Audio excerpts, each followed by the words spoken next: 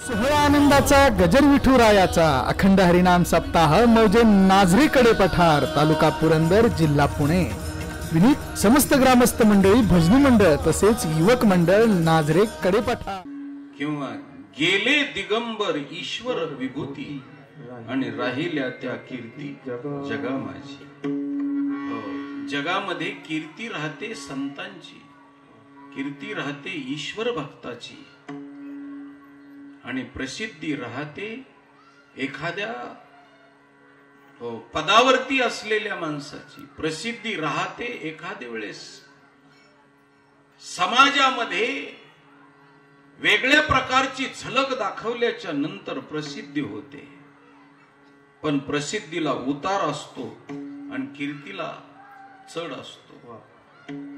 कीर्ती संपत नसते, कीर्ती सज्जनाची असते आणि प्रसिद्धी सामान्य माणसाची असते. म्हणून कीर्तीमध्ये शक्ती असते आणि कीर्तीमध्ये असलेली शक्ती त्या शक्तीचं प्रदर्शन नाही, शक्तीचं दिग्दर्शन आहे. कारण दिग्दर्शन वेगळं आणि प्रदर्शन वेगळं. कारण दिग्दर्शन हे दर्शनाचा उच्च भाग आहे. दिग्दर्शन वर्तमान कालामध्ये जी कीर्ती असते त्याला दिग्दर्शन म्हणतात. प्रसाद, कृपा आणि त्या माध्यमातून कीर्ती. कधी कधी माझ्या दृष्टिकोनातून प्रसिद्धी असलेल्या माणसाची त्याच्या डोळ्या देखतच अपप्रसिद्धी होते. आणि मग अपप्रचार झाला, अप्रसिद्धी झाली की त्या माणसाची पूर्णपणे शक्ती समाप्त होत असते. म्हणून शक्तीचा क्षय होतो प्रदर्शनामध्ये आणि शक्तीची वृद्धी होते दिग्दर्शनामध्ये, कीर्तीमध्ये. जाऊ द्या, याच्यावर बोलत गेलो तर रात्र पुरणार नाही. म्हणून वारकरी संप्रदायाच्या शक्तीचं कधी प्रदर्शन नसतं. वारकरी संप्रदाय कधी शक्ती प्रदर्शन करीत नसतो. शक्ती प्रदर्शन कोण करीत असतं? जे आशक्त असतात ते शक्तीचं प्रदर्शन करीत असतात. ज्यांना भीती वाटते ते शक्तीचं प्रदर्शन करीत असतात आणि ज्यांना भीती नसते ते शक्तीचं प्रदर्शन करीत नाहीत, दिग्दर्शन करीत असतात.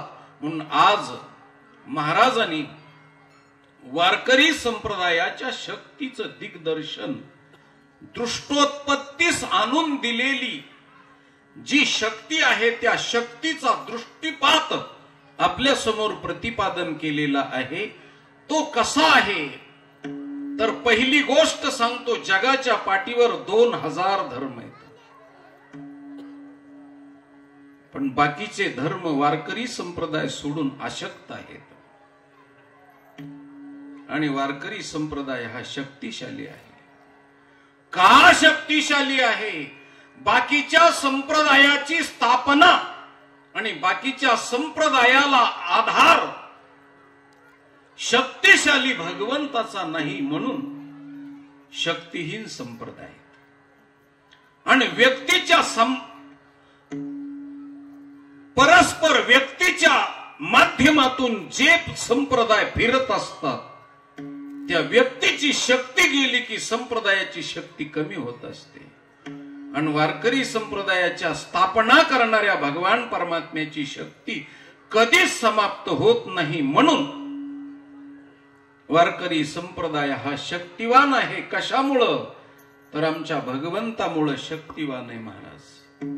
आम्ही शक्तिवान नाही, आम्ही शक्तिहीन आहोत. परंतु आमची आश्रित असणारा, आम्ही ज्याच्या आश्रित आहोत तो भगवान परमात्मा शक्तिवान आहे. म्हणून आमच्या साधू संतांनी आपली आशक्तपणाने भगवंताची शक्ती प्रतिपादन करताना सांगितलं, देवा आम्ही शक्तिहीने, देवा आम्ही शक्तिहीने, देवा आम्ही शक्तिहीने, देवा आम्ही शक्तिहीने, आकुतेने करो ना तेने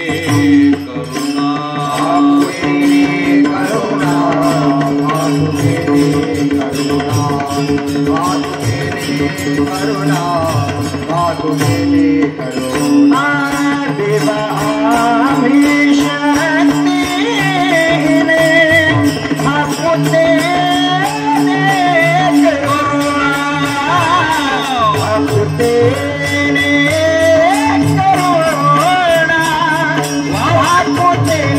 करुणा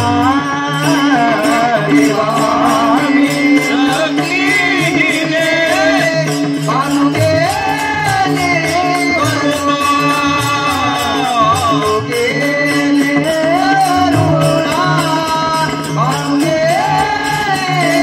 करुणा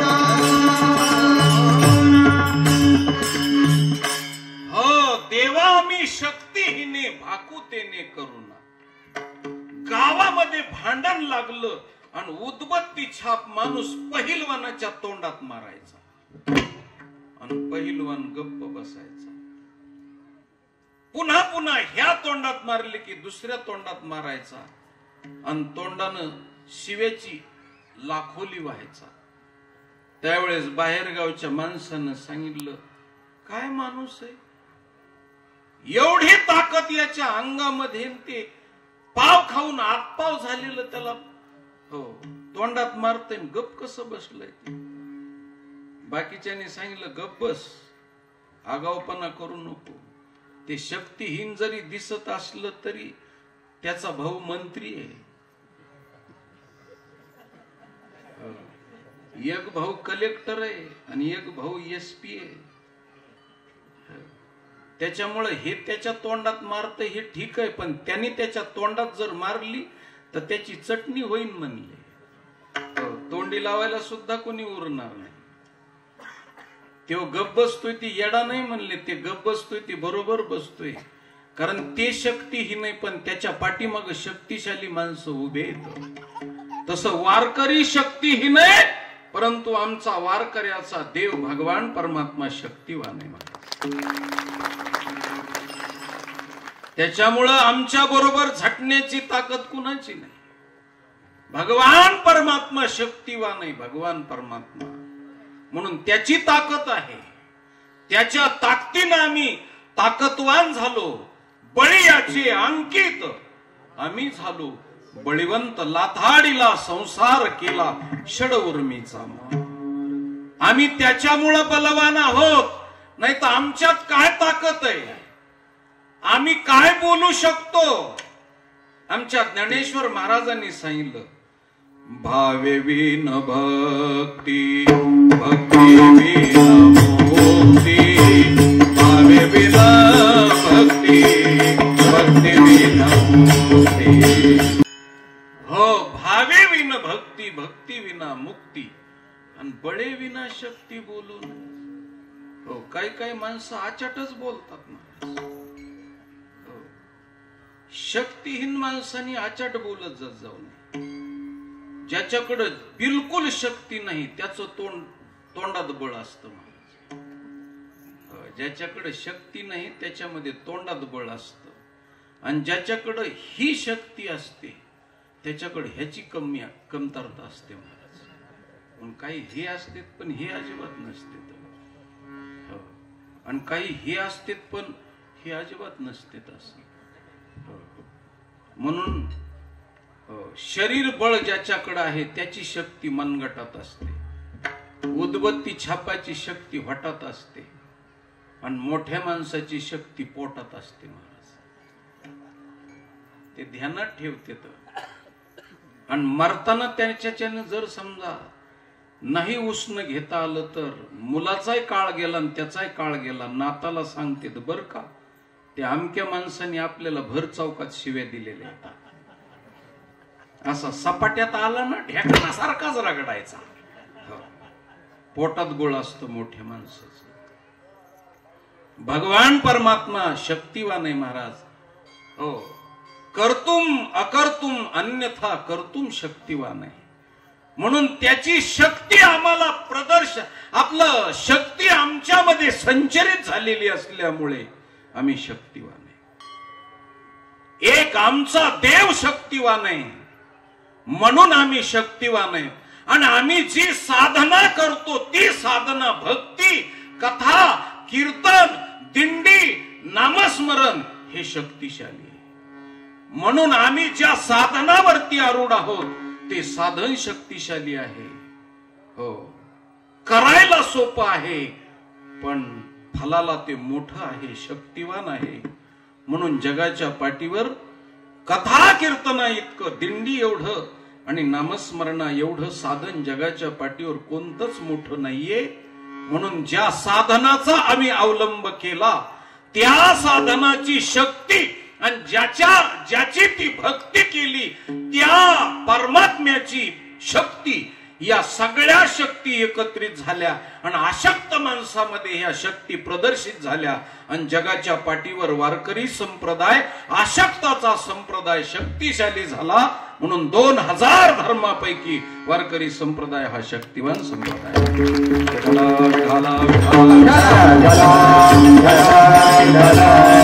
आता एक गोष्ट सांगतो तुम्हाला, शक्ती कशावरून समजावी लागते. हो, शक्ती मोजण्याचं काय साधन आहे तर एखाद्या हिंद केसरी पहिलवानाला जर पाडलं तर समजावं की हा हिंद केसरी म्हणजे भारतात याला जोडी नाही, त्याच्या शक्तीचं महाराज हो वर्णन होतं. महाराष्ट्र केसरी असेल तर त्याच्या शक्तीचं वर्णन होतं महाराष्ट्र केसरीला पाडलं तर. कारण समोरचा जोडीदार किती ताकदवान आहे आणि त्याला जर चितपट केलं तर चितपट करणाराची शक्ती त्या ठिकाणी दिसत असते, असं शास्त्र आहे.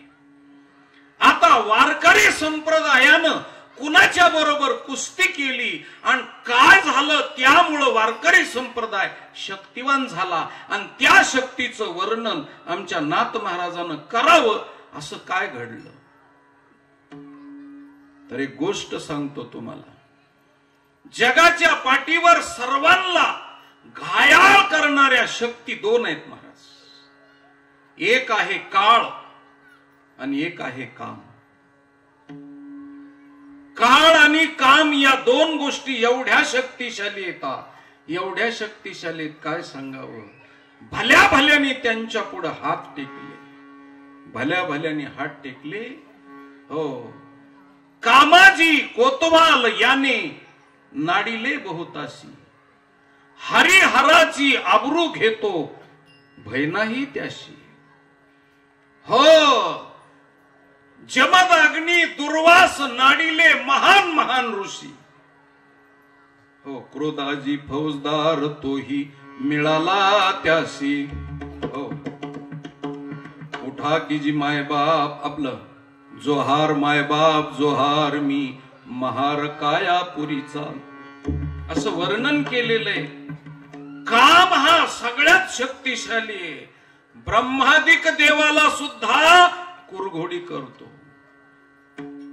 धडक मारली शंकरा केला ब्रह्मयाचा मातेरा, इंद्रचंद्रास दरारा लाविला जेन, तो केवळ पंचानन येडका मदन. हो, पंचानन म्हणजे सिंह आहे महाराज. सिंह, सिंहाकडे 5 हातेर असतात. हो, त्याला पंचानन म्हणतात. 5 आनंद म्हणजे मुंडक. 5 शक्तिशाली त्याच्याकडे. एक वेग आहे, सिंहाकडे सगळ्यात जास्त वेग आहे. एक हत्तीपेक्षा शक्ती त्याच्याकडे जास्त आहे. दुसरी गोष्ट, त्याच्या पंजामध्ये एवढी ताकद आहे की त्याच्या पंजामध्ये जर एकदा अडकलं तर सुटत नाही महाराज. म्हणून शक्तिशाली पंजा आहे. पाहे पा केवडा पसरला शे चवडा, करोनी माझी वडा आकार गजू.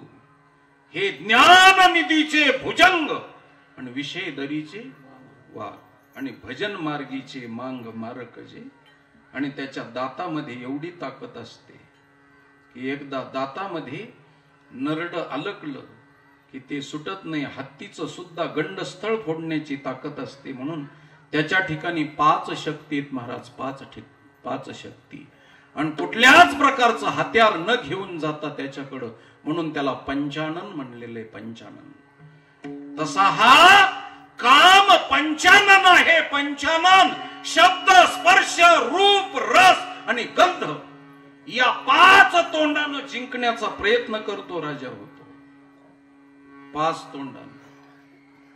जो स्तुतीमध्ये गुंतला नाही, जो संगीतात गुंतला नाही, शब्दानं जो आकळला नाही, तो स्पर्शानं आकळला जातो. जो स्पर्शानं आकळला नाही, तो रूपानं आकळला जातो. हो, जो रूपानं अडकला नाही, तो गंधानं अडकला जातो. आणि जो गंधानं अडकला नाही, शब्द, स्पर्श, रूप, रस, हो, रसानं अडकला जातो. हो, हे 5 शस्त्र आहेत पंचाननाचे कामाचे. हो, मज कामाचे निघाये, ब्रह्मा कन्नीशी धरू जाय. पराशरे केले काय, भोगिली दिवी दुर्गंधा. साधू संतांनी त्याचं वर्णन केलं. म्हणून जगाच्या पाठीवर ज्ञानी अशी तरी जिंकिती पैज घेऊन, विडा घेऊन ज्ञानी माणसाला जिंकतात महाराज. हे काय सांगा. परमार्थ करीत असताना कशाला महाराज चित्ताची चंचलता व्हायला पाहिजे. अर्जुनानं सुद्धा कागाळी केली, प्रश्न केला. काम येश, क्रोध येश, रजोगुण समुद्भवा, महाशनो महापापमा विद्धीन मिह वैरीनम. विद्येतले आणि ब्रह्म विद्येतले वैरी आहेत. वैरी हे आणि भल्या भल्याला दावणीला आणून बांधतात. परमार्थ करीत असताना, देवाचं भजन करीत असताना, भजनामध्ये कशाला विकार जागृत व्हायला पाहिजेत महाराज. पण इंद्रा पडली भगे, चंद्र झाला. आणि पुढं काय झालं महाराज. अर्ध चुकला ताळा भजनाचा, अर्ध चुकला ताळा भजनाचा, अर्ध चुकला.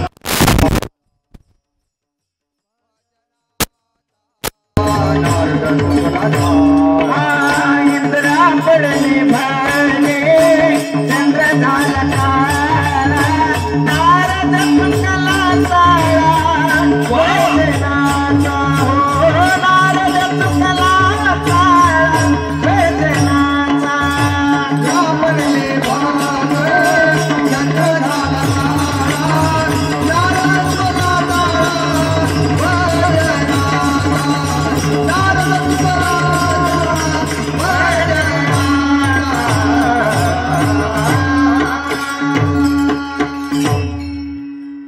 भजनामध्ये विक्षेप निर्माण होतो महाराज. कामे नेले चित्ताने दी, कामे नेले चित्ताने दी, अवलोक मोघ. कामे नेले चित्ताने दी, कामे नेले चित्ताने दी, कामे नेले चित्ताने दी, अवलोक मोघ. कामे नेले चित्ताने दी, बहु वाटे दुःख कुठं पाय उदाया. आणि दुःख उदाय उदाय. बहु वाटे दुःख पाय उदाय.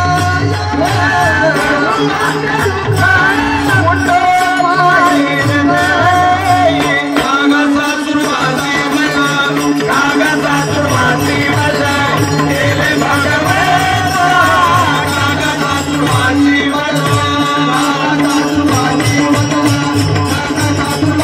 मला, केले भगवंता, कागदा तुझी बदला.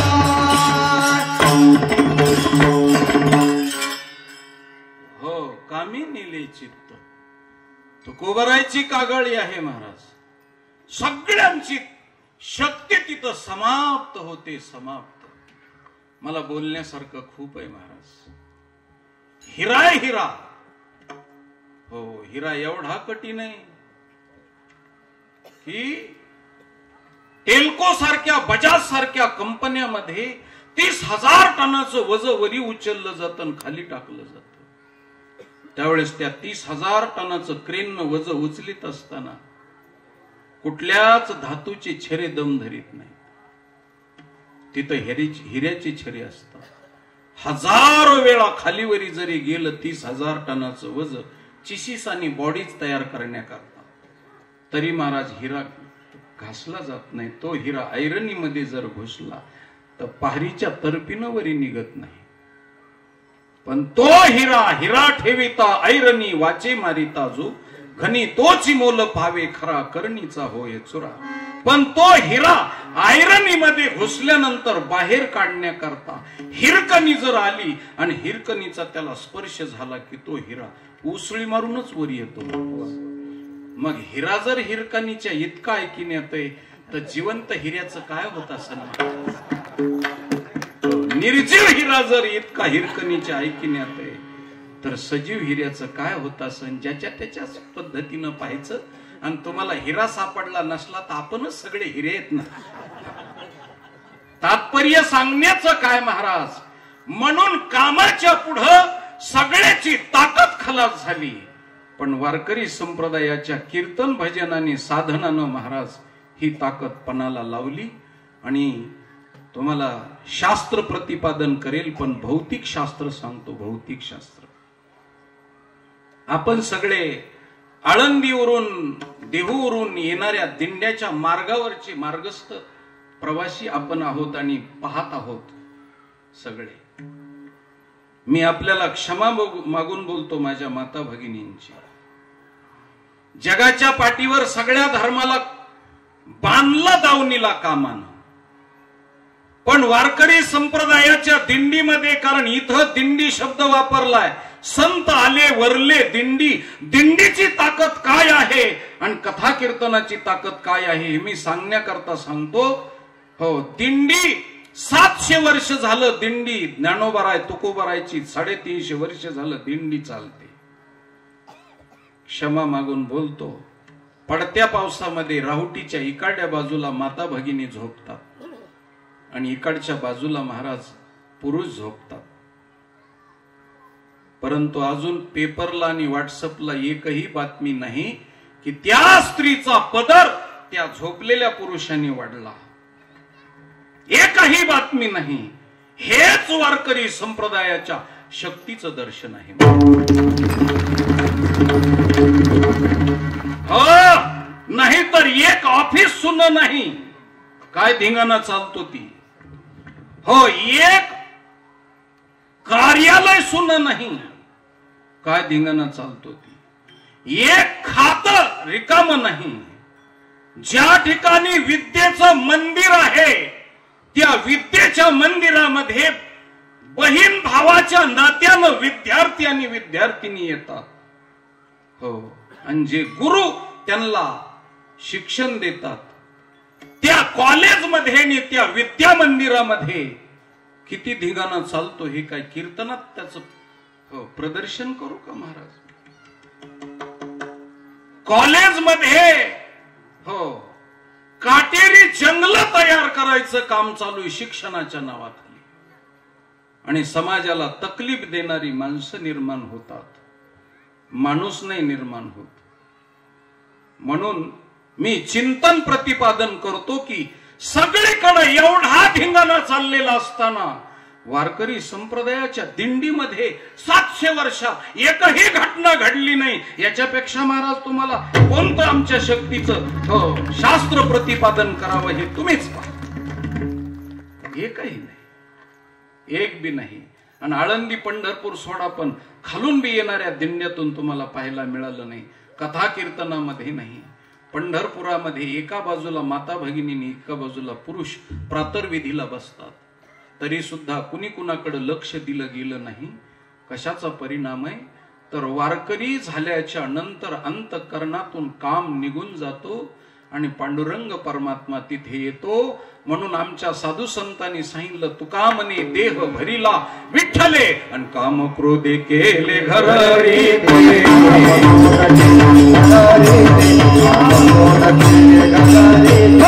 विठ्ठले काम क्रोधे केले घर रीती. काम क्रोधा नाही चाली भूती झाली समता. राम म्हणता तरे जाणता नेनता किंवा राम म्हणे विठला विठला राम म्हणता काम क्रोधाचे दहन आणि केला अभिमान देशोधडी.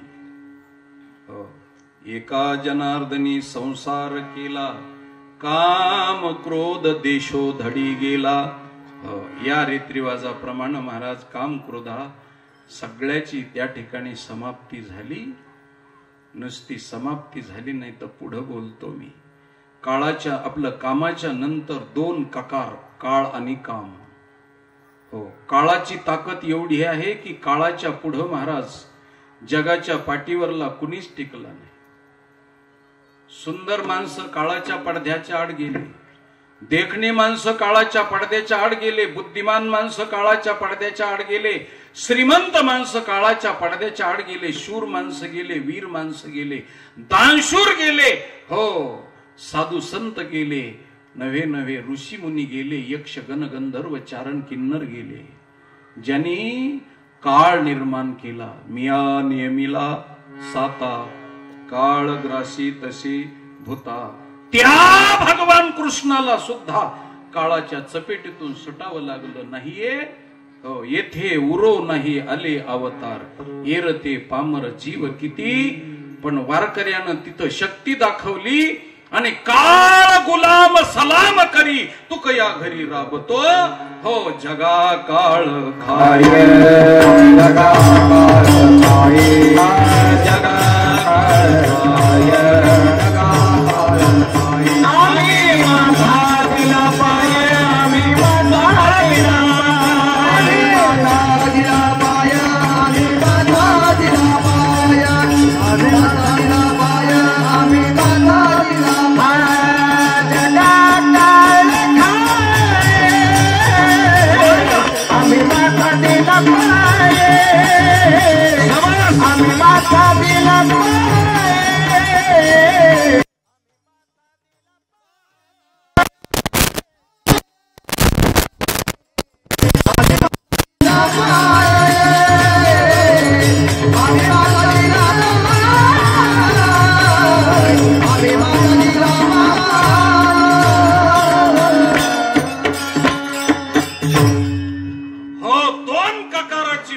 जगाला दोन ककाराची, काळ आणि काम. आणि हे दोन्हीही महाराज दावणीला आणून बांधले महाराज. इंद्रियाचे धनी आम्ही झालो, हो काम क्रोध बंदी खानी तुका मने दिले दोन्ही. इंद्रियाचे धनी आम्ही झालो ओसावी. म्हणून यांच्याशी ताकद लावली आणि जगाच्या पाठीवरती महाराज वारकरी संप्रदायाची शक्ती एवढी मोठी झाली की ज्या काम आणि काळानं एवढा धुमाकूळ घातला त्यांना बंदिस्त करण्याचं काम युगायुगाच्या ठिकाणी जे कुणाला जमलं नाही ते संप्रदायानं जमवलं, ते दिंडीनं जमवलं, ते कथा कीर्तनानं जमवलं. ती दिंडी वरून वैकुंठातून आमच्या संतांनी महाराष्ट्रातल्या खास लोकांसाठी शक्तिशाली साधन आणलं आणि महाराष्ट्राला प्रदान केलं. त्या शक्तीचं दिग्दर्शन करताना अभंगाचं पहिलं आले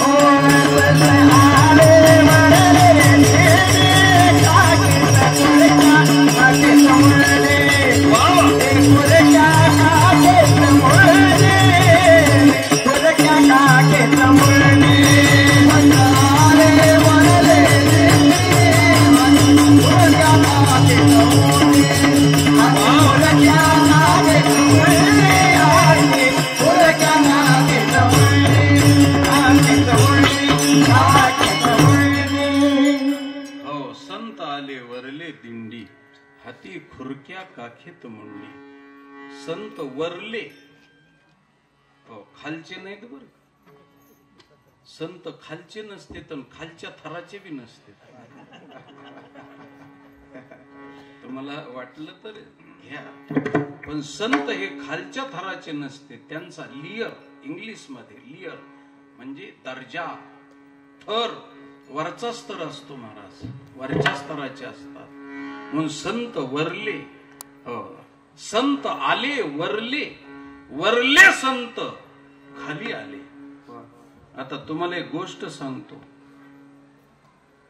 संत वैकुंठाला गेले हे जास्त महत्वाचं नाही, पण वैकुंठाहून आले हे जास्त महत्वाचं आहे. तुम्ही म्हणाल महाराज येताना तुम्ही येरवड्याहून आले तर सगळं जग सांगतो वैकुंठाला गेले विशेष आहे. सगळं जग सांगतो, तुम्ही असे उलट्या धारेनं प्रवास कशामुळे करायला लागले? तुम्हाला काय लोकांनी टेबला खालून दिले का काय? असं लाच तिकाडी खातान वर्णन इकडच्या नावानं तिकडचं करता, असं काही तुमचं आहे का काय? नाही महाराज, तुम्हाला गोष्ट सांगतो. तुम्ही कीर्तन संपल्यानंतर तुमच्याच घरी गेले, काय नवलंय त्याच्यात? तुम्ही तुमच्याच घरी गेले, काय नवलंय त्याच्यामध्ये? विशेष काय नवलंय? हा, तुम्ही चुकून दुसऱ्याच्या घरी गेले मग मात्र नवलंय. धुंदीत एखाद्या वेळेस गेलेच तर जात माणूस. धुंदी म्हणजे बाकीच्या गोष्टीची नाही, मोबाईलच्या नादात बी जात ना. बोलत बोलत आपल्या घरात शिरायच्या ऐवजी दुसऱ्याच्याच घरात शिरते. आणि तिकडून नाही त्याची बायको, समजा म्हणजे ह्याची नाही ती दुसरीच घरवाली, ते बी मोबाईल बघत बघत ह्याला पाणी देऊन टाकते. आणि पोरं येतात मोबाईल बघत बघत आणि ह्याला बाबा म्हणते. ते तिसऱ्याच घरचे पोरं असते. नादामध्ये धुंदीमध्ये एखाद्या वेळेस दुसऱ्याच्या घरी गेलं, ते बी जरी गेलं तरी दिवसा 8 वाजेपर्यंत संध्याकाळच्या चालल, पण त्याच्या पुढे गेल्यावर मात्र मार खावा लागला. म्हणून आपल्याच घरी गेले याला महत्व नाही, पण तुम्ही तिथून इथं आले याला जास्त महत्व आहे महाराज कीर्तनाला. हो, आता आमचे दादा काट्याच्या वाडीहून आले, राजेंद्र भाऊ ते बारामतीहून आले, पुन्हा अजून आमची कोराळ्याची मंडळी, गुरुजी, पुन्हा अजून पाटील, ही मंडळी भोसलेवाडीचे, हे सगळे परिसरातले लांब लांबून आले, त्याला महत्व आहे. ते त्यांच्याच घरी गेले, महत्व नाही विशेष मला वाटत. आले त्याला महत्व आहे, म्हणून आलेल्या लोकांचा सत्कार असतो महाराज. हो, पण आपल्याकडं लग्नामध्ये असं आहे की जे उन्हातान्हाचं आले त्यांना रामराम घालून पाणी द्यावं, त्यांचा आभार मानावं, तसं नाही. जे आले नाहीत, काकासाहेब नाही आले, अरे आले त्यांचं बघ ना, नाही आलेल्याच कशाला विचार करतो? आले, महत्वाचे लोक आले, तसं संत आले याला महत्व आहे महाराज. हो, आम्ही वैकुंठवासी आलो, इथं लालशाची रेग ओढायची. आले, संत आले वरले दिंडी, आणि आम्ही वैकुंठवासी आलो. हो, किंवा येथे उपकारासाठी आले घर ज्या वैकुंठी, हे आलेला जास्त महत्व आहे, गेलेला महत्व नाही. म्हणून संत वरले खाली आले, आणि येत असताना रिकाम्या हाताने नाही आले. बाप जसा बाजाराला गेल्यानंतर लहान लेकराची त्याला ओढ असते, बाप करी जोडी लेकराची ओढी, आणि आपुली करवंडी वाळवणी खाऊ आणतो बाप. आणि बाजारावरून आलेल्या बापाची पिशवी पाहिली की मुलगा तिथं जातो आणि पिशवीत हात घालतो, आणि मग बाप त्याला खाऊ देतो. तसे आमचे संत वैकुंठाहून आले. हो महाराज, भगवंताने स्पेशल पाठवले, स्पेशल. महाराष्ट्र एवढा भाग्याचा आहे की महाराष्ट्र एवढे मोठे संत मध्य प्रदेशात नाहीत, उत्तर प्रदेशात नाहीत, गुजरात मध्ये नाहीत, राजस्थान मध्ये नाहीत, कर्नाटक मध्ये नाहीत, तेलंगणात, आंध्रात नाहीत महाराज. कारण का? तिथं दिंडी नाही, तिथं कथा कीर्तन नाही. तिथं कथा कीर्तन नाही, दिंडी नाही. म्हणून महाराष्ट्रामध्ये स्पेशल क्वालिटी पाठवली महाराज. भगवंतांनी स्पेशल क्वालिटी पाठवली. हो, म्हणून तुकोबारा एवढे संत, ज्ञानोबारा एवढे संत. हो, ज्ञानदेव वैष्णव मोठा असं वर्णन केलंय. ज्ञानदेव वैष्णव मोठा. आणि तुकाराम महाराज तुकिता तुलनेसे तुकासे आले,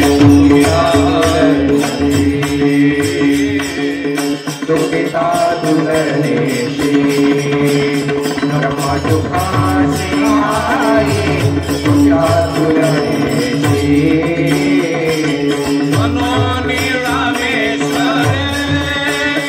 चरणी टकाची ठेले आरती तुकाराम स्वामी सद्गुरुनाथ आरती तुकाराम आरती तुकाराम स्वामी सद्गुरुनाथ आरती तुकाराम.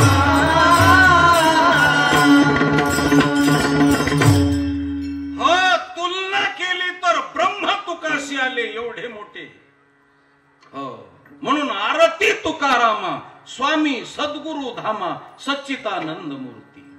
हो, सच्चिदानंद मूर्ती म्हणजे साधी ताकद आहे महाराज. हो, पाय दाखवी आम्हा.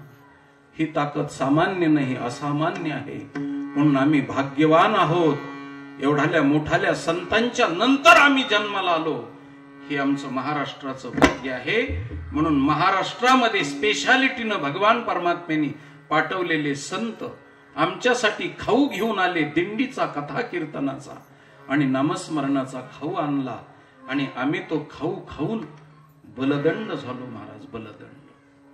हो, बाप जसा मुलासाठी खारी, खोबरं, पिस्ते, बदाम. हो, माझं लेकरू मोठं झालं पाहिजे. प्रत्येक बापाला असं वाटतं महाराज. प्रत्येक बापाला असं वाटतं की माझं लेकरू माझ्यापेक्षा मोठं झालं पाहिजे. जगाच्या पाठीवर बापच नावाची शक्ती अशी आहे महाराज की त्याला त्याच्यापेक्षा त्याचा मुलगा मोठा व्हावा वाटतो. म्हणून महाराष्ट्रातल्या संताला आणि महाराष्ट्रातल्या देवाला आपल्यापेक्षा आपले भक्त मोठे झाले पाहिजेत, ही भावना फक्त महाराष्ट्रातल्या वारकरी संप्रदाय. हो, तुका म्हणे आम्ही देवाहुनी बळी आणि राहिलो निराळी ठेवून अशा देवापेक्षा आम्ही बलवान होतो. ही वारकरी संप्रदायाची ताकद आहे. आणि मग या शक्तीनं काय केलं महाराज? त्या कामाला, काम नावाच्या बकऱ्याला कापला. काम नावाचा बकरा कापला आणि त्याचे खुरण मुंडक बाजूला केलं. खुरण मुंडक बाजूला केलं आणि ते दोन्ही एकत्रित करून देवाला वाहिलं. तिकडच्या बाजूचे पार्टीचे लोक ते देवाला वाहतेत महाराज. काय वाहतेत? खुरण मुंडक. हो, ते देवाला वाहते. आता इथं बी काही आलेले असतील ते म्हणत असतील की महाराजाला ज्या अर्थी एवढं माहितीये त्या अर्थी आपल्याच गटाचे दिसते. वाटतंय माळकरी पण ते आपल्याच पक्षाचे आहेत असं त्यांना वाटत. महाराज खुरण मुंडक देवाला वाहते. मी त्याला विचारलं खुरण मुंडक कशा करता वाहतात? त्यांनी सांगितलं ते शिजत नाही महाराज, म्हणून ते व्हावं लागतं देवाला. असं जे ह्यांच्या उपयोगाचं नाही ते देवाच्या उपयोगाचं तिकडं वाहिलं जातं. हो, खुरण मुंडक. आणि आमच्या साधू संतांनी काम क्रोध बकरा मारा आणि पूजा रखमाईच्या वरा. काम क्रोध बकरा मारला आणि त्याचे खुर आणि त्याचं मुंडक एकत्रित केलं महाराज. आणि त्याच्या खुराच्या चिपळ्या बनवल्या, खुरक्या. त्याच्या खुराच्या चिपळ्या बनवल्या आणि त्याच्या मुंडक्याचा विना घेतला, विना बनवला आणि तो विना बगलेमध्ये घेतला महाराज. हाती खुरक्या काखेत मुंडी. म्हणजे कामाला आम्ही भजनाला लावला, भजनाला नुसता मारला नाही आणि मारून दुसऱ्याला मेजवानी दिली नाही. त्या काम आणि काळ या दोन्हीची महाराज आम्ही त्याची खाल काढली आणि त्याचे खुरण मुंडक बाजूला केलं, ते भजनामध्ये आणलं, त्या कामाला भजन शिकवलं. भजन कारण आमच्या ज्ञानोबराची संकल्पना आहे, जे खळाची व्यंकटी सांडो एक बाजू आणि दुसरी तया सत्कर्मी रती वाढो दुसरी बाजू.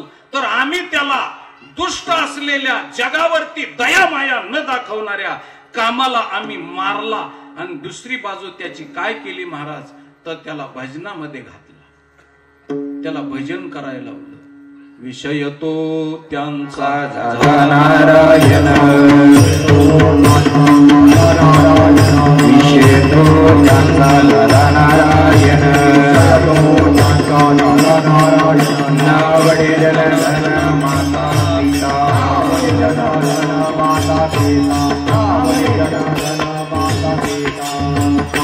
हो विषय तो त्यांचा झाला नारायण. तुम्हाला गोष्ट सांगतो, तो काम भजनात कसा आणला कळण्यासाठी सांगतो. या जगाच्या पाठीवर सर्वोत्तम भक्त समजल्या जाणाऱ्या गोपी, त्या गोपीनं काम देवाला दिला महाराज आणि त्या गोपी श्रेष्ठ ठरल्या. नारदानं नारद भक्ती सूत्रात लिहिलं, यथा व्रज गोपिका नाम. कामानं त्यांनी भगवान परमात्म्याला जिंकलं, काम त्यांनी देवाला वाहिला. म्हणून जगाच्या पाठीवर कशा आहेत तुकाराम महाराजांनी सांगितलं, अवघ्या अंगी सर्वोत्तम भोगी काम भोगिता. हो भोग भोगून त्या सर्वोत्तम झाल्या. हो हरी रता चपला नारी, हरीला रतलेल्या चपल झालेल्या चंचल झालेल्या चावट झालेल्या नारी. हो हरी रता चपला नारी, लागवरी नरी गती. त्यांनी लागपाठ होऊ दिला नाही, इतक्या हुशारीनं काम भोगला आणि त्याचा परिणाम महाराज अवघ्या अंगे सर्वोत्तम भोगी काम भोगिता. त्यांचा काम देवाला मान्य झाला. आमची भक्ती मान्य होत नाही महाराज, आमची भक्ती मान्य होत नाही. ही भक्तीचं वर्म आहे, वर्म. म्हणून कामाला आम्ही भजनाला लावला, त्याच्या चिपळ्या बनवल्या. आता त्या बोकडाला जे खुरं असते, खुड ते उजव्या पायाला पुढच्या 2 खुरं, पुढच्या डाव्या पायाला 2 खुरं, मागच्या उजव्या पायाला 2 खुरं आणि डाव्या पायाला मागच्या 2 खुरं. किती खुरं झाले? 8 खुरं झाले. आता तुम्ही चिपळी घ्या, त्या चिपळीला वरच्या बाजूला, हो पुढच्या बाजूला 2 पितळाच्या भिंगऱ्या असतात. भिंगऱ्या हे खुरं आहेत महाराज, खुरं. आणि इकडच्या बाजूला 2 भिंगऱ्या, खालच्या बाजूला इकडून 2 आणि इकडून 2, 8 भिंगऱ्या त्या चिपळीला दिल्या. आणि त्या काम नावाच्या खुराच्या भिंगऱ्यानं आम्हाला ताल शिकवला, ताल भजनातला वारकरी संप्रदायातला ताल शिकवला महाराज, ताल. आणि त्याच्या मुंडक्यानं त्याच्या डोक्यामध्ये हो बेस्वर वाजणारा, बेताल वागणारा काम, पण त्याच्यामध्ये ताल आणला आणि ताल आणून त्याच्यामध्ये स्वर आणला. आणि एका स्वरामध्ये लावणी, मृदंग, श्रुती, टाळ, घोष, त्या विण्याच्या 7 स्वरामध्ये आम्ही भजनाला सुरुवात केली. आणि ते भजन या जीवनमुक्तीला कारणीभूत ठरलं. एवढा कामाचा आम्ही फायदा घेतला आणि त्याचा वापर अशा पद्धतीनं केला. ही वारकरी संप्रदायाची प्रगाढ असलेली शक्ती आहे. विठाला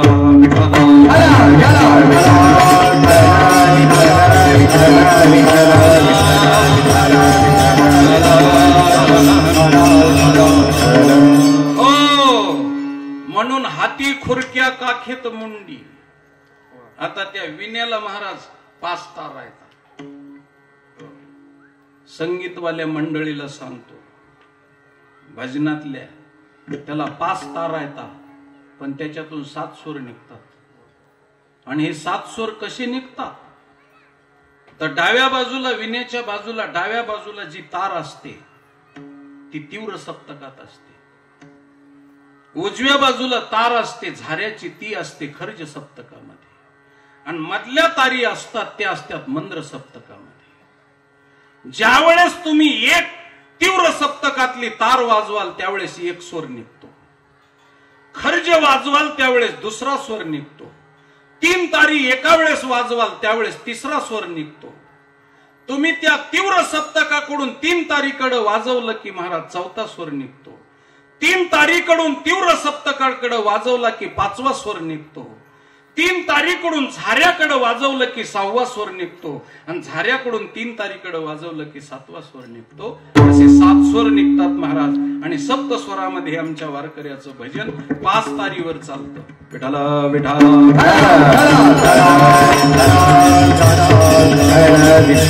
हे कशाचा परिणाम तर काम नावाच्या बकऱ्याच्या डोक्यातून निघालेल्या स्वराचा परिणाम आहे. स्वराचा आम्ही स्वर काढला त्याच्यातून. आम्ही योग्य वापर केला म्हणून खुरक्या ताल मुंडक विना स्वर असा ताल स्वर भजनातला. आणि त्याच्यामध्ये खुळखुळा वाजती टाळ झननना नाद रसाळ उदो झाला पहाली वेळ उठा वाचे वदा गोपाळ गा. काम आणि क्रोध जे आहेत त्याचा आम्ही असा विनियोग केला. पण द्वेष आणि मत्सर मोह हे 2 आहेत महाराज. त्या दोन्हीचे आम्ही टाळाचे टोपण केले आणि अशी एकमेकावर घातले. ते अशी तुम्हाला सांग का व्यवहार शिकवतो. व्यवहार एखाद्या माणसानं आपल्याला दारू पिऊन जर शिव्या दिल्या तर त्याच्या संग भांडायचं नाही. तो जितक्या देईल तितक्या ऐकून घ्यायच्या. त्याच्या संग भांडायचं नाही बिलकुल. मग त्याची जर जिरवायची असली तर त्याच्या मित्राला पाजायची. पदरच्या पैशानं पाजायची आणि त्याचे भांडणं लागून त्याची जिरवायची. तसं वारकरी संप्रदायानं द्वेषाचा आणि मोहाचा एकमेकावर टाळ घातले महाराज आणि त्याची तिथं जिरविली महाराज. आम्ही पीठ केलं त्याचं. म्हणून आमचा द्वेष कोणाशी नाही. द्वेष द्वेषाशीच महत्वाचा आहे. आणि ते टाळ तिथं कुठून काढले असे बारीक केले. बारीक त्याचा बुकना केला महाराज. म्हणून आम्ही या पद्धतीनं आम्ही भजनामध्ये आलोत. टाळा टाळी लोपला नाद अंगो अंगी मुराला छंद भोग भोगिताची आटला भेद ज्ञान गिळोनी गावा गोविंद गा. या पद्धतीनं महाराज भोग समाप्त झाला आणि अंगामध्ये ताल आणि स्वर मुरला आणि त्याच्यामुळं आम्ही ब्रह्मानंदामध्ये विलीन झालो. ही अवस्था आमच्या वारकरी संप्रदायाच्या संतांना दिलेल्या खाऊची आणि त्यांनी वरतून आणलेल्या देणगीचा परिणामी शक्तिशाली बनून आम्ही हे काम केलं. आणि ते काम केल्यानंतर आता त्या कामाच्या माध्यमातून ज्या साधकाला मोक्ष मिळाला तो मोक्ष कसा मिळाला अभंगाच्या 2ऱ्या चरणामध्ये महाराज सांगतात. पंढरपुरी पडली ओढा पंढरपुरी पडली ओढा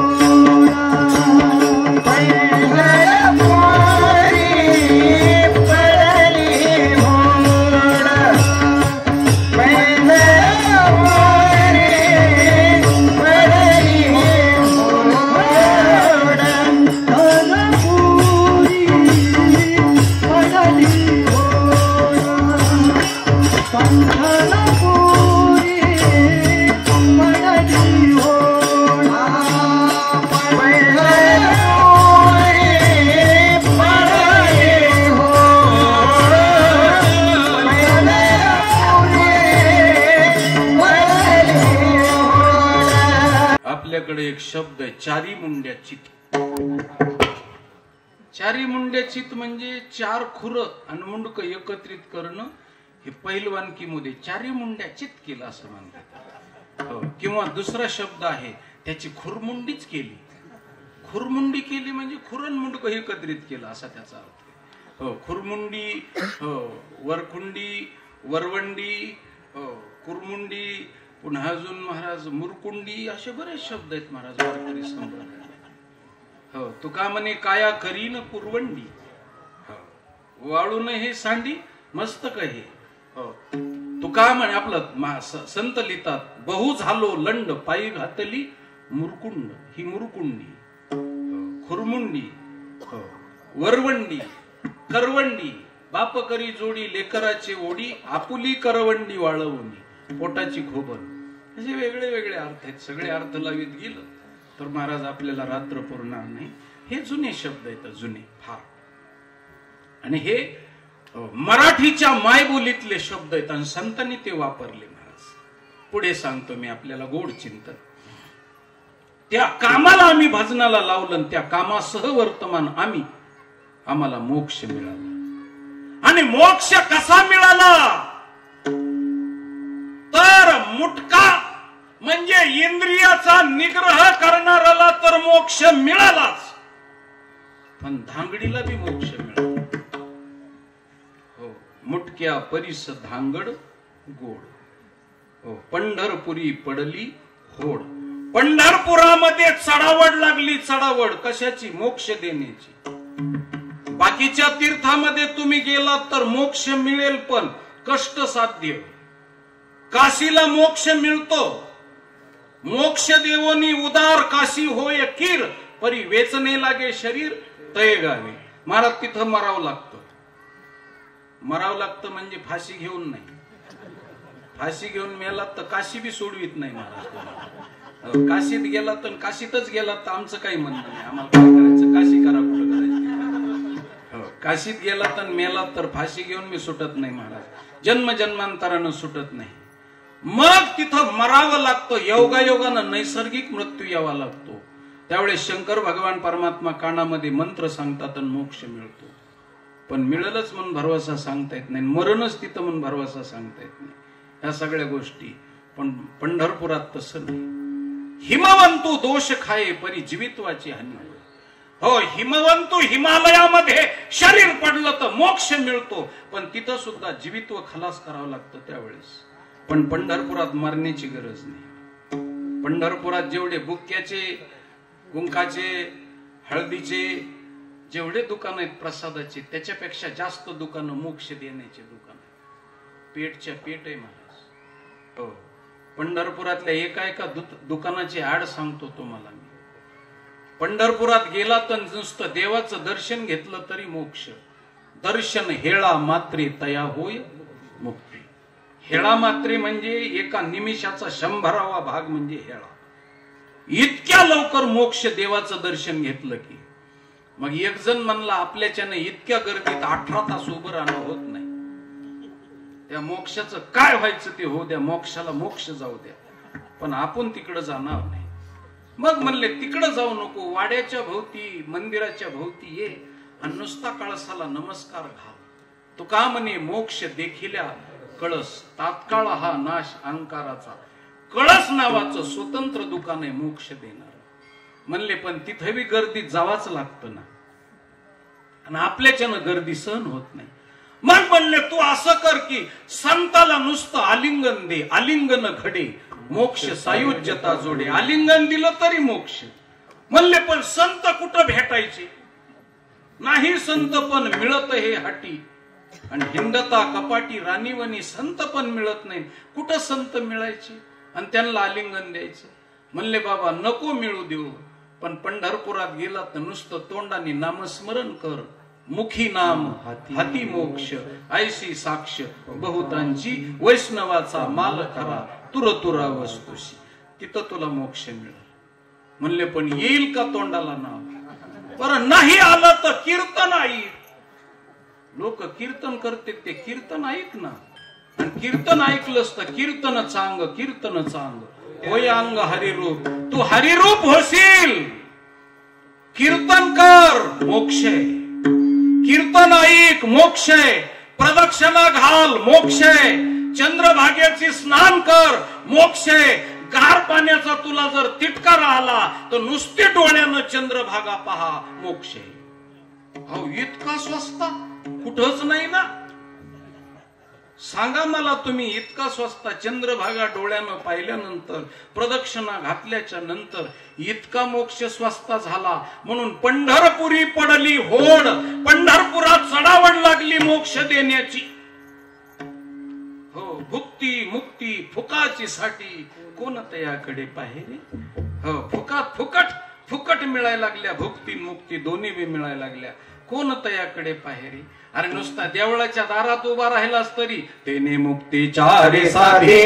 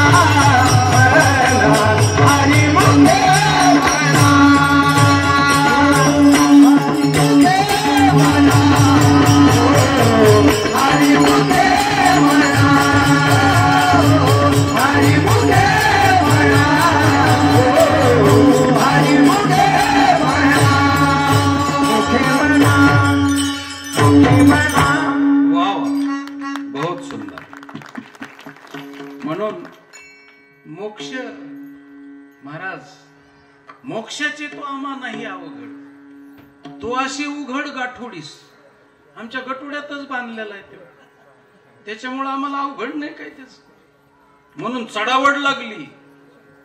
आणि तो मोक्ष महाराज कुणाला मिळाला तर तुम्हाला सांगतो, इंद्रियाचा निग्रह करणाराला म्हणजे मुटका. हो, मुटका त्याला तर मिळाला, याच्यात नवल नाही.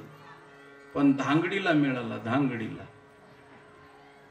धांगडन मुटका काय आहे ते सांगतो तुम्हाला. ग्रामीण शब्द आहेत दोन्ही, पण आपण त्याच्यापासून लांब गेलो म्हणून आपल्याला माहित नाही. हो, लाखो किलोमीटरचा चंद्र आम्हाला दिसतो, पण डोळ्यातला आमच्याच काजळ आम्हाला दिसत नाही. हो, आम्हाला इंग्लंड मधले शब्द कळतात, पण इथले शब्द कळत नाहीत. असे अवघड आहे ते. म्हणून मी चिंतन सांगतो तुम्हाला, मुटका कशाला म्हणायचं तर पुरुषासाठी सांगतो. ज्यावेळेस पूर्वीच्या काळामध्ये विहिरीमध्ये पोहायचे, त्यावेळेस पोहत असताना 2 उड्या मारण्याच्या पद्धती होत्या, एक सुळकी आणि एक मुटका. सुळकी मारली की असे नुसत्या पाण्याचे बुरबुडे नुसते हे यायचं, उकळे यायचे. हो, पण मुटका असा असायचा की त्यांनी त्या इंद्रियाचा निग्रह करायचा, म्हणजे पाय वरी घ्यायचे, कानावर असे हात टाकायचे आणि असं गोल गटुडं करायचं. आणि असं गोल गटुडं ज्यावेळेस पाण्यामध्ये टाकलं जायचं त्यावेळेस त्याचं पाणी उडायचं. पाणी उडाल्यानंतर सगळी विहीर तर भिजायचीच, पण काठावर बसलेले जे प्रेक्षक होते, पोहायला न येणारे, त्यांच्या अंगावर पाणी गेलं ते भिजले की मुटका साधला महाराजाचा. आता कोणाला पोहता येत नाही, आता पोहतेत पण गादीवरच पोहतेत. पोहता येणाऱ्या लोकांची पट्टीचे पोहणार असायचे. आपल्या एवढ्या खळाळाच्या नदीतून सुद्धा पोहायचे माणसे. म्हणून पोहणाराचा मुटका असायचा, म्हणून त्याचं पाणी उडायचं. ह्याला मुटका म्हणायचं. म्हणजे कर्मेंद्रिय आणि ज्ञानेंद्रिय एकत्रित करणं, याला मुटका म्हणायचं. मुटका. आता आमच्या माता भगिनीला पोहायचं माहित नाही, त्यांना माहित नाही, त्यांना मुटका काय माहिती नाही. ह्यांना कळलं मुटका, हे झाले खुश. पण त्यांचं काय तर त्यांच्यासाठी सांगतो, त्यांच्यासाठी मुटका सांगतो. आमच्या माता भगिनी ज्यावेळेस भावाला 2दा ओवाळतात, एकदा रक्षाबंधनाच्या टाइमला आणि एकदा भाऊबीजेच्या टाइमला, स्त्रीच्या शिलाचं रक्षण करण्याकरता माझ्या भावाच्या मनगटात ताकद यावी म्हणून ती रक्षा म्हणजे राख किंवा राखी अशी बांधते, त्याच्या मनगटातली ताकद येण्यासाठी. आणि भावाचं कंबर ढिला नसू नये, शक्तिशाली असावं म्हणून त्याच्याकरता करदोडा बांधते. भाऊबीजेला करदोडा बांधते आणि राखी पौर्णिमेला मनगटात त्याच्या राखी बांधते. त्यावेळेस राखी बांधत असताना ती ओवाळते. आणि ओवाळीत असताना नुसती ओवाळीत नाही महाराज, तर पहिल्यांदा कपाळाला ती कुंकुम तिलक लावते. तर कुंकुम तिलक लावते म्हणजे कुंकू लावत असताना ती भावाला सांगत असते, दादा हे कुंकू नाही, हे माझं रक्त आहे. रक्त आणि माझ्या रक्ताची तुला शपथ आहे. हे 2 डोळे जसे माझ्याकडे बहिणीच्या रूपानं पाहते, तशी तुझी बायको सोडून इतर स्त्रियाला तू बहिणीच्या रूपानं पाहावं म्हणून तुझ्या नजरेची मी पूजा करते. पूजा आणि रक्तानं पूजा करते म्हणून ती कुंकुम तिलक लावते. आणि दुसऱ्यांदा ओवाळते ती मुटक्यानं ओवाळते महाराज. मुटके कशाचे असतात? गव्हाच्या पिठाचे, ज्वारीच्या पिठाचे, बाजरीच्या पिठाचे. त्या गरिबीनं तिला जे उपलब्ध असेल ते. पण मुटका करीत असताना तिनं महाराज हातामध्ये उजव्या ताकद आहे म्हणून उजव्या हाताचा मुटका करायचा नाही. आमच्या माता भगिनीला सांगतो, कीर्तन ऐकल्यावर तरी मुटके बदलून घ्या. हो, एक उजव्या हाताचा मुटका करायचा आणि एक डाव्या हाताचा मुटका करायचा. आणि ते दोन्ही सव्य अपसव्य उजव्या हाताचा इकडून ओवाळायचा आणि डाव्या हाताचा इकडून ओवाळायचा. का तर डाव्या हाताचा मुटका म्हणजे कर्म इंद्रिय आहेत आणि उजव्या हाताचा मुटका म्हणजे ज्ञान इंद्रिय आहेत. ती भावाला सांगते, माझ्या शिलाचं रक्षण करण्याकरता तू जर नाही पोहोचलास तर मी माझ्या वासना या पंचारती सारख्या जाळत राहील आणि मी मनात जळत राहील, पण तुझ्या नावाला कलंक लावू देणार नाही. आणि माझ्या वासना, माझे 10 इंद्रिय तुझ्यावरून मी ओवाळून टाकते, म्हणजे माझ्या इंद्रियाची मी राख रांगोळी करते. 10 इंद्रियाची. म्हणून भावासाठी बहीण सासर घरी राहत असते महाराज. सासरच्या नवऱ्यासाठी सासऱ्यासाठी राहत नाही. भावाचं नाव मोठं करण्यासाठी मरेपर्यंत, चितेवरती तिचा देह पडेपर्यंत ती भावासाठी जीवन जगत असते. आणि त्याला नाक मुठीत घेऊन चालण्याची वेळ येऊ देत नाही. त्याच्यासाठी तिला अख्खं जीवन जाळावं लागतं महाराज. पंचारती सारखं जाळावं लागतं आणि इंद्रियाचा निग्रह करावा लागतो. म्हणून ती मुटका ओवाळते भावावरून. भावासाठी ती विषयाच्या वासना बंद करून ठेवते आणि आपल्या विषयाच्या वासना ती प्रगट करीत नाही आणि सहन करते. ती ताकद, काम नावाच्या शक्तीची ताकद स्वतःमध्ये ती सामील करून शक्ती ती सामावून घेते, पण भावाच्या नावाला कलंक लावू देत नाही जन्मभर. म्हणून महाराज बहिणीचं वागणं हे भावाच्या वागण्यासाठी अनुकूल किंवा प्रतिकूल असतं. म्हणून ती मुटके ओवाळते. त्यानंतर सोनं कपाळाला लावते. आपलं मंगळसूत्र किंवा 24 कॅरेटचं सोनं, माझ्या भावाचं नशीब सोन्यासारखं फळफळावं म्हणून ती सोनं कपाळाला लावते आणि अक्षदा टाकून, हो, क्षतिविरहित असलेलं अख्खे तांदूळ म्हणजे माझं, हो, पारतंत्र्यातलं असलेलं जीवन मी माझ्या भावाला देऊन टाकते. म्हणून त्याला औक्षण म्हणतात. औक्षण म्हणजे आयुष्य दान देणं. बहीण आपलं आयुष्य दान भावाला देत असते, त्याला औक्षण म्हणतात. आणि असं औक्षण करताना ती इंद्रियाचा मुटका त्याच्यावरून ओवाळीत असते. पंचप्राण आरत्या घेऊन देवस्त्रिया येती. पंचप्राणाची आरती करून त्याच्यावरून ती ओवाळीत असते. ही बहिणीची देणगी आहे. त्यावेळेस तिला मुटका कळला पाहिजे. मुटका म्हणून इंद्रियाचा निग्रह करणं याला मुटका म्हणतात. पुरुषाला आणि स्त्रियांना दोन्हीलाही मुटका सांगितला. इंद्रियाचा निग्रह करणाराला मोक्ष मिळेल, पण धांगडीला मोक्ष मिळाला. महाराष्ट्रातलं हे सगळ्यात शक्तिशाली दृष्टांत आहे. आणि धांगड कुणाला म्हणतात तर धांगड म्हणजे महाराष्ट्रातली, मराठीतली सगळ्यात अवघड शिवी आहे, सगळ्यात मोठी शिवी. आणि मी काय तुम्हाला इथं शिव्या शिकवायला आलो नाही आणि तुम्हाला काय त्याची संता देत नाही. आणि तुम्हाला का देत नाही? कारण तुमच्या पहिल्याच पाठ खूप आहेत आणि इतका पाठपाठांतर असल्यावर पुन्हा मी पडत्या पावसामध्ये मोटर कशाला चालू करू? असं आहे ना. तुम्हाला काय कमी पाठ आहेत का? एक माळकरी मी पाहिला, सकाळी 8 वाजता भांडणाला सुरुवात झाली, दुपारी 3 वाजेपर्यंत त्याने गेलेला अभंग डबल येऊ दिला नाही महाराज. ती एक शिवी वेगळ्या वेगळ्या ठेवून येतो. त्याचे आरोह अवरोह वेगळे, राग एकच पण त्याच्या ठेवणी वेगळ्या महाराज. त्याच्या, हो, पुन्हा वेगळ्या वेगळ्या चाली रीती, नुसत्या हावभावातच एक शिवी वेगळी वेगळी करायची त्यांनी. आणि अशा 3 वाजेपर्यंत शिव्या. हो, मी म्हणलं बापरे काय गाथा पाठ आहे म्हणलं तुमच्या.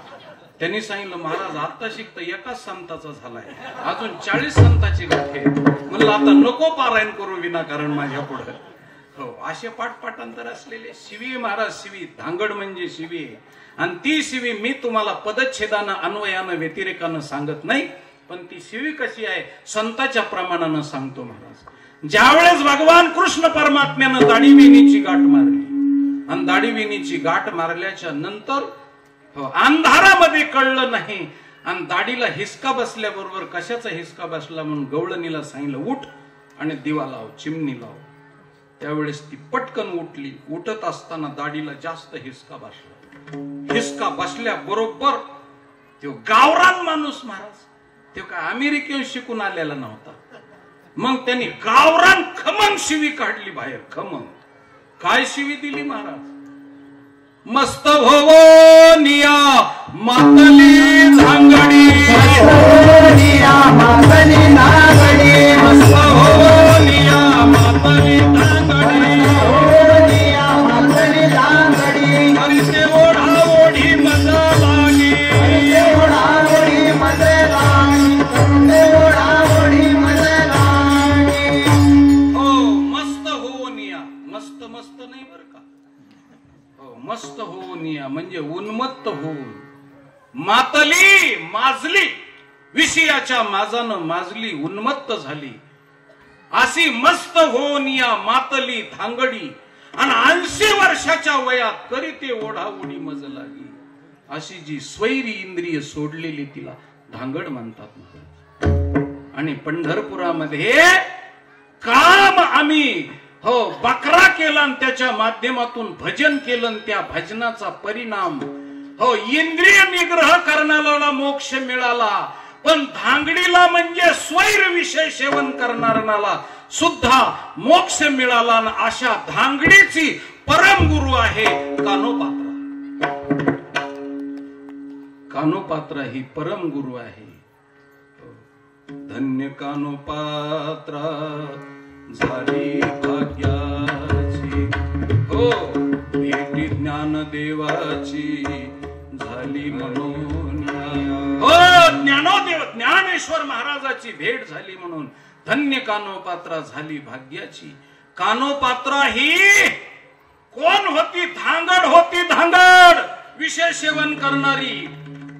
आणि त्या धांगडीला धरण्याकरता बिदरच्या बादशहाचा महाराज तलबनामा आला आणि हजारो माणसं तिला पकडण्याकरता आले. सौंदर्याची खान होती ती अशी. आणि महाराज पकडायला आल्याबरोबर तिनं सांगितलं माझी शेवटची इच्छा आहे पांडुरंगाला भेटू दे.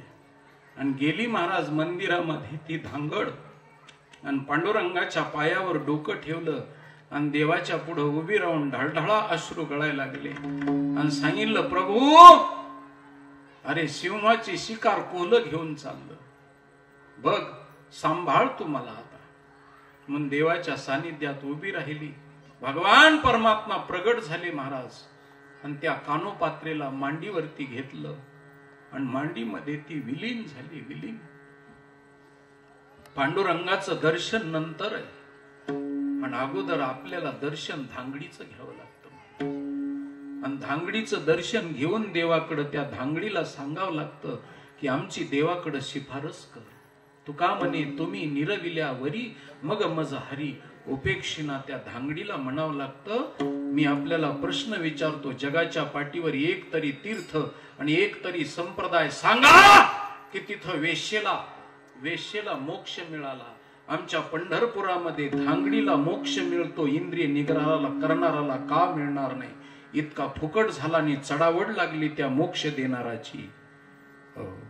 पतिव्रता तीव्रता गुंतविली, पतिव्रता तीव्रता गुंतविली, देशाधिकारी सत्य लोकाने, देशाधिकारी सत्य लोकाने,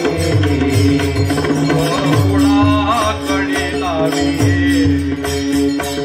गुणाकडे लाविले, यादवेचा गोष्ट परी नाही केले, सुंदर झाले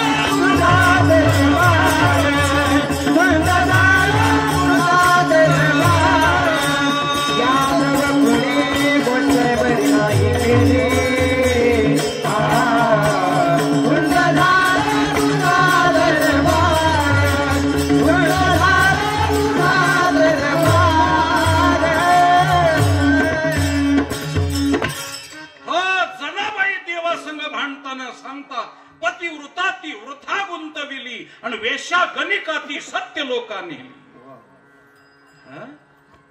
अरे गणिकेचा उद्धार होतो, कानोपात्रेचा उद्धार होतो.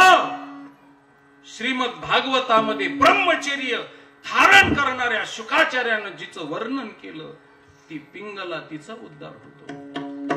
म्हणून वारकरी संप्रदाय किती शक्तिशाली आहे ज्याचं त्यांनी वर्णन करावं, पाहावं. म्हणून आमच्या संप्रदायात का संप्रदाय जगाच्या पाठीवर शक्तिशाली नाही. म्हणून मुटक्या परिस धांगड गोड पंढरपुरी पडली होड. त्याच्यानंतर पुढे सांगत असताना आली वैष्णवाची मांदी, मेले डुक्कर बांधले खांदी. वेळ समाप्त झालेला आहे, पटकन सांगून जातो कारण वेळेचं भान मला ठेवावं लागेल. अजून बाकीचा पुढचा कार्यक्रम आहे आणि त्या कार्यक्रमासाठी मला भान ठेवावं लागेल. म्हणून आली वैष्णवाची, मेळविली मांदी वैष्णवाची, असा संघ झाला. असे सगळे लोक एकत्रित आले आणि मांदियाळी जमा झाली. दिंडीमध्ये, कथेमध्ये, कीर्तनामध्ये, भजनामध्ये मांदियाळी जमा होते. मांदियाळे नाशी मांदियाळी जमा झाली महाराज. आणि मग तिथं मेलेलं डुक्कर खांद्यावर टाकलं वैष्णवांनी. वैष्णवांनी मेलेलं डुक्कर खांद्यावर टाकलं. आता हे मेलेलं डुक्कर म्हणजे कोण, तर अहंकार आहे महाराज, अहंकार. आणि हा मेलेला अहंकार म्हणजे याचा अर्थ सांगू का तुम्हाला, बाधित झालेला अहंकार खांद्यावर टाकला शास्त्र. आणि असा अहंकार, त्या अहंकाराचं प्रतीक, जसं मी द्वेष मत्सराचं मोहाचं प्रतीक टाळ सांगितले, हो, कामाचं प्रतीक जसं खुराचं चिपळे आणि मुंडक्याचं प्रतीक विना सांगितलं, तसं अहंकाराचं प्रतीक मृदंग आहे महाराज. तो मृदंग आपण कीर्तनाला आणत असताना वडीत आणतो का, बगलात घालून आणतो का, डोक्यावर घेऊन येतो, कसं आणते महाराज, खांद्यावर आणतो. आणि शक्यतो मड स्मशानभूमीत नेत असताना हिंदू धर्मात कशावर नेत येत, खांद्यावर नेत येत. ते मेलेलं मड आहे महाराज. आणि त्याला डुक्कर का म्हटलं तर अहंकारात आणि डुकरात फरक नाही महाराज. कारण डुकराला मानच वळत नाही अशी इकडं तिकडं, आणि अहंकार झालेल्या माणसाची बिलकुल मान वळत नाही, कुठंच तो वळत नाही आणि कुठंच वाकत नाही. संता पुढं नाही, ग्रंथा पुढं नाही, पंथा पुढं नाही, महंता पुढं नाही, हो, माय बापा पुढं नाही, कुणाच्याच पुढं तिच्याशिवाय वाकतच नाही महाराज. म्हणून त्याच्याकरता ज्याला अहंकार झाला ते डुकरासारखे, हो, त्याला डुक्कर म्हणायचं. आणि आता त्या डुकरानं आपली जागा बदलली महाराज. आता त्यांनी गाव सोडले ना, आता रानात गेले ते, हो. म्हणून आता गाव डुकर राहिले नाहीत, आता रानडुकर झाले महाराज. आणि त्या रानडुकराचं काय वर्णन करावं, पुन्हा लोक म्हणतील इतका वेळ झालं तरी ह्या रानडुकराला कसं कळणार. खूप मोठे महाराज, खूप मोठं चिंतन आहे, हो. रानडुक्कर जसं वळत नाही तसा अहंकार झालेला माणूस त्याची मान वळत नाही. हाती दीड पान वरतीच मान आणि नाही तो सन्मान भली अशी. तुकाराम महाराजांनी सांगितलं, बेलने आयसा न लवे. बेलनं जसं मोठं असतं आणि बाजूनं लहान लहान असतं, ते बेलनं मोडन पण वाकत नाही, हो. मग कुणी जर एखादा म्हणला आपण मोडणार पण वाकणार नाही, तर तुम्हाला सांगतो, हो, वाकत नसतं आणि वाकत असतं. वाकत असतं ते 24 कॅरेटचं सोनं असतं आणि जे कुठंच वाकत नसतं ते 15 रुपये किलोचं भंगार असतं. हो, भंगार कुठंच वाकत नाही. कुणी म्हणला मी वाकत नसतो, नको वाकू, तुझी 15 रुपयाचीच भावना आहे, बाकी दुसरी किंमत नाही तुला. आणि जे वाकत असतं ते, हो, 50,000 रुपये तोळा असतं महाराज, 50,000 रुपये तोळा. म्हणून वाकत नाही. काम आपलं, तो विकार अहंकार वाकत नाही, पण तो मेलेला विकार अहंकार गेला आणि तुका म्हणे देव झाला. आता तो देव झाला महाराज. मृदंग मेलेला मुर्दा देव झाला. आता लोक जर त्याला लात लागली तर पाय पडतेच राहिले. आता याच्यापेक्षा देवत्व कोणतं असायचं त्याच्या ठिकाणी. देव झाला, देव प्रतीक आहे त्याचं. आणि त्याला मुर्दा का म्हणतात मी प्रमाणाशिवाय बोलत नाही. कबीर महाराजांना सांगितलं, मैने एक अचंबा देखा मुर्दा रोटी खावे. मैने एक अचंबा देखा मुर्दा रोटी खावे. अरे ते मुर्दाच चपाती खाते. तुम्ही चपात्या बरोबर आणलेल्या नाहीत, त्याच्या बरोबरच चपाती महाराज, आणि जितकी भूक लागन तेवढीच लावायची, आणि ते बी स्वतः मनाने मागत नाही, ते वाजवणाऱ्याला सांगत. मग वाजवणारा टंग टंग वाजलं की कणिक आणा कणिक, हो, आणि मग त्या चपाती घडूघट केला, आणि त्याची चपाती तर खातच खात, पण बिन मिठाची खात. कारण ज्याला लोकांचं नीट करायचं त्याने कुणाचं मीठ खायचं नाही महाराज. म्हणून ते मीठ खात नाही, कुणाचं मिंद्यात राहत नाही. म्हणून जर मिठाची कणिक लावली तर फुटतं महाराज ते. म्हणून बिन मिठाची कणिक राहत. मैने एक अचंबा देखा, मुर्दा रोटी खावे. त्याला मारलं आपलं, त्याला जर ओ दे म्हणून ओरडलं तर ते ओ देत नाही, पण मारे तो चिल्लावे. त्याला दोन्हीकून मारलं तर ते चिल्लावे, ओरडत, पण नुसतं मोकार ओरडत नाही. तर श्रुती टाळ घोष लावोनी मृदंग, ते स्वरामध्ये ओरडत महाराज, स्वरामध्ये. आणि आता ते वारकरी संप्रदायात मेलेला मुर्दा म्हणजे त्याची वादी मेलेली आहे, खोड मेलेला आहे, त्याचं धूमपान आणि शाई पुढी मेलेली आहे, मेलेल्या बोकडाच्या कातड्याची आहे. पण आता ते पलीकडून चपाती खात, धिकतान धिकतान धिगेतान मृदंग मुख लेपेन करोती मधुर ध्वनी. ते गोड बोलत, धागे तिट्ट धागे तिट्ट धागे तिट्ट धागे तिट्ट, कडधाकिट कडधाकिट कडधाकिट कडधाकिट कडधॅत धिकिट कडधॅत धिकिट, कता कता कतिट तागेन ध्यत तागेन ध्यत ध्यत धा, कता कता कतिट तागेन ध्यत तागेन ध्यत ध्यत धा, कता कता कतिट तागेन ध्यत तागेन ध्यत ध्यत धीन. मृदंगाचा म्हणजे बोल महाराज, हा नृत्याचा बोल आहे, 64 मात्र्याचा मुखला. असं आहे महाराज, ते बोलत, गोड बोलत, आणि अलीकून काळ्या तोंडाचं आहे, काळ्या तोंडाचं. पण इतकं नटतं की बिन पावडरचं बाहेर निघत नाही महाराज. पावडर लावली त्याला पावडरच लावावं लागते, असे काळ्या तोंडाचं. तुम्हाला पावडर लावायला नाही, पण ते बिना पावडरीचं नाही, बाटलीच आणलेली. दाखवा महाराज लोकांना बाटली, बघा तेव्हा. तुम्ही कुणीच बाटल्या आणलेल्या नाहीत, पण ती बाटली त्याच्या बरोबरच आहे. बाटली म्हणजे पावडरची म्हणतो, दुसरी नाही म्हणत नाही. तुम्हाला बाटलीचं ध्यान येतं तर ती बारीक असणारी पावडरची बाटली बरोबरच आहे त्याच्या. तुम्ही सगळे बसलेलं त्यांनी ते झोपले नाही, नुसतं झोपलेलं नाही तर उशाला घेऊन उशाला घेऊन झोपलेले. उशीशिवाय त्याला करमत नाही महाराज. म्हणून जिथं तिथं त्याला उशीच पाहिजे. उशीशिवाय झोपत नाही. आणि वरतून उन्हाळा असू नाही तर हिवाळा असू, त्याच्यावरती मखमली पांघरून टाकलेलं असतं. काय मोठे पण आहे त्याचं मुडद्याचं. वारकरी संप्रदायात मुडदा एवढा नटतो, तर आपण नटू नाही का महाराज? किती महाराज, महाराजाला कीर्तन करणाऱ्या महाराजाला एकच माईक आहे आणि त्याला 2 आहेत बाबा बेचाऱ्याला. केवढं भाग्य आहे राजा, एवढं भाग्य आहे. आणि लोकांसाठी ते लाता खात, लाता वडवडीत असताना लाता खाव्या लागतात, आणि खालून वरून लोक ठोकतात. ठोकल्याशिवाय ते तालात येत नाही महाराज, स्वरात येत नाही. म्हणून ते मार खातं लोकांसाठी, दोन्हीकडून मार खातं. त्याला दोन्हीकडून मार खावा लागतो.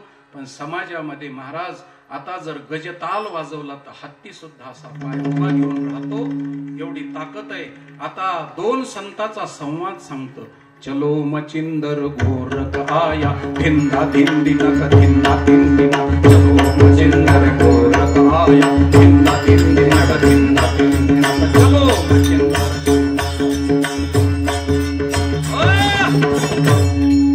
हे 2 संतांचा संवाद सांगतो महाराज. एवढं मोठे पण त्या मृदंगाला आणि मेलेल्या मुडद्याला आलं, मेलेल्या मुडद्याला. आता याच्या पुढची शेवटची गोष्ट सांगतो.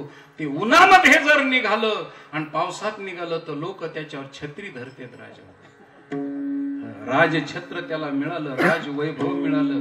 एवढं मोठेपणे झोपून शांत रीतीनं, कुणाला तकलीफ न देता मेलेला मुडदा वारकरी संप्रदायात मोठा होतो. म्हणजे त्याचं प्रतीक आहे अहंकार. म्हणून अहंकार हे प्रतीक आहे, तो खाली पाडला. मुडदा केला आणि त्याच्यातून भजन आम्ही निर्माण केलं. म्हणून दिंडीचे साधन, कथा कीर्तनाचे साधन, हे सगळे साधन आम्ही कशा शक्तीनं या ठिकाणी प्रतारित केली आणि त्या पद्धतीनं त्यांचा वापर करून घेऊन त्याच्यातून भजन निर्माण केलं. ही ताकद वारकरी संप्रदायाची आहे. म्हणून आली वैष्णवाची मांदी, मेले डुक्कर बांधले खांदी. आणि हे कळण्याकरता याचा अर्थ ज्याला उलटा करता आला आणि असा उलटा करता आलेलाचा अर्थ गुरुच्या चेल्याशिवाय नाही. व्यवहारामध्ये ज्याचा बाप मोठा, हो त्याचा मुलगा मोठा, पण महाराज परमार्थामध्ये ज्याचा गुरु मोठा त्याचा शिष्य मोठा. म्हणून आमचा गुरु कोण आहे आणि आमच्या गुरुशिवाय आम्हाला पाहायला मिळत नाही. आणि तो अर्थ गुरुच्या बेट्याशिवाय कळत नाही. शेवटचं चरण. एका जनार्दनी